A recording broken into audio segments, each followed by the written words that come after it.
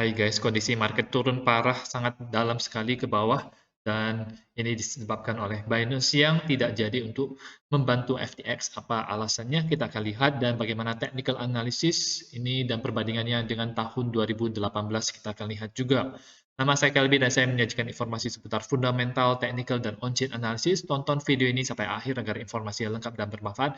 Klik like dan subscribe untuk mendukung channel saya. Kita akan lihat dulu FTX ini membutuhkan funding emergency sebesar 8 miliar dolar Amerika Serikat ya untuk memenuhi request daripada orang-orang yang withdraw daripada FTX ini. Dan Binance mengutarakan bahwa setelah mereka menganalisa keuangannya tersebut, kita memutuskan untuk tidak mengejar untuk membeli atau akuisisi FTX ya. Pada awalnya kita berusaha untuk mensupport customer FTX dengan memprovide likuiditas, tetapi masalah ini berada di luar jangkauan atau kemampuan Binance untuk membantunya.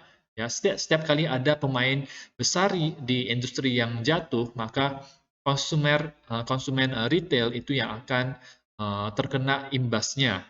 Kita sudah melihat beberapa tahun terakhir ini ekosistem kripto itu semakin kuat dan kita percaya bahwa pada waktunya orang-orang yang menyalahgunakan kripto ini itu akan di, uh, dihilangkan ya dari pasar bebas ya.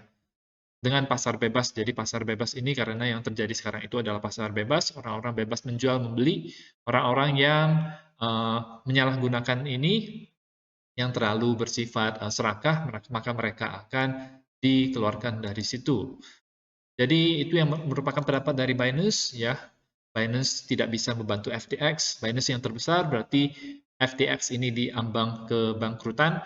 SBF sendiri itu ada hutang sendiri sebesar 650 juta dolar Amerika Serikat ya, dan tentu saja kemungkinan besar banyak orang yang akan rugi yang nyimpen uangnya di FTX dan FTX sendiri juga ya, dan Alameda Research juga.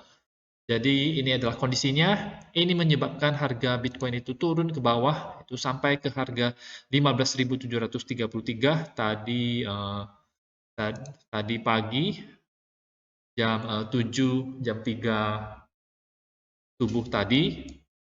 Dan kondisi sekarang masih belum ada recovery, meskipun recovery itu sangat mungkin untuk terjadi karena kita lihat di sini ada sangat gap yang sangat besar sekali antara ke 20.000 dengan daerah ini ya teman-teman ya. Jadi bisa kemungkinan dipermainkan atau dimanipulasi untuk whale, tetapi sekarang posisinya adalah kita lebih bearish ya. Di time frame daily-nya kita lihat posisi sudah oversold di sini, sama seperti di ketika bulan Juni lalu. MACD mengarah ke bawah dan ada red dot besar, money flow masih mengarah ke bawah.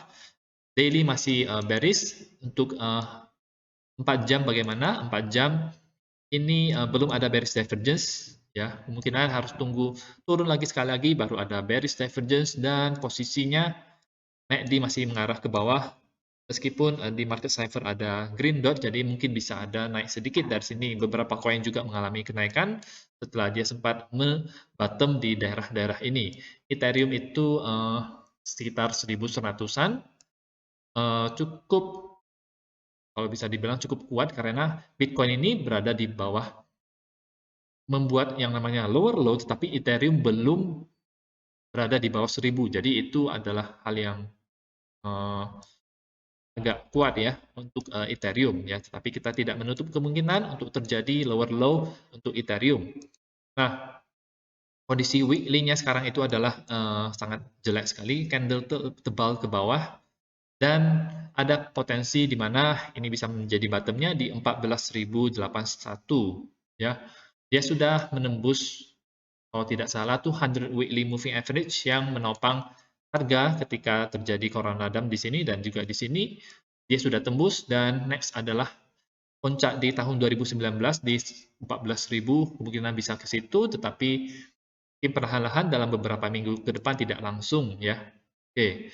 Ada juga nanti malam jam 7.30 itu berita CPI inflasi.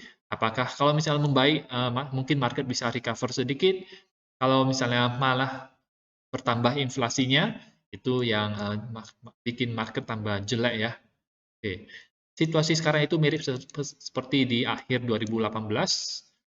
Itu bulan November juga di sini ya, teman-teman. Jadi kira-kira seperti ini atau seperti ini atau seperti ini, Bitcoin itu turun 50% daripada pola triangle-nya ini sampai ke daerah 3.000-an. 3.000-an dan bulan Desember merupakan bulan di mana bottom Bitcoin tersebut berada, ya, bottom Bitcoin tersebut berada. Jadi mungkin kalau misalnya kita ikutin ya mungkin Desember atau mungkin bulan November juga mungkin. Ya, kita tidak tahu, tapi bottomnya sudah mulai dekat.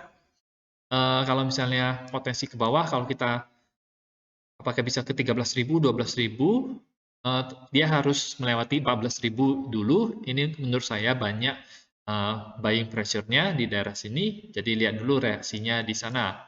Secara keseluruhan ini sudah dalam posisi wave kelima. Jadi ini 1, 2, 3, 4, 5. Secara keseluruhan ya. Oke.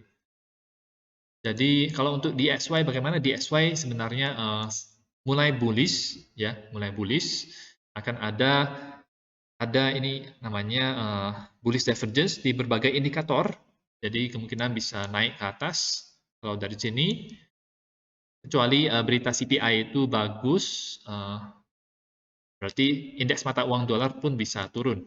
Untuk Nasdaq belum membuat lower low yang baru lagi, masih sideways saja di sini. Kemungkinan yang akan memberikan volatilitas adalah nanti malam jam 7.30 berita inflasi tersebut. Ya. Jadi Bitcoin seperti plan yang saya pernah share pada teman-teman, di mana ada kemungkinan Maret itu baru pump, November dan Desember itu adalah bottom-nya, dan Maret itu mulai pump atau awal April di sini ya teman-teman ya. Jadi kelihatan banget seperti ini.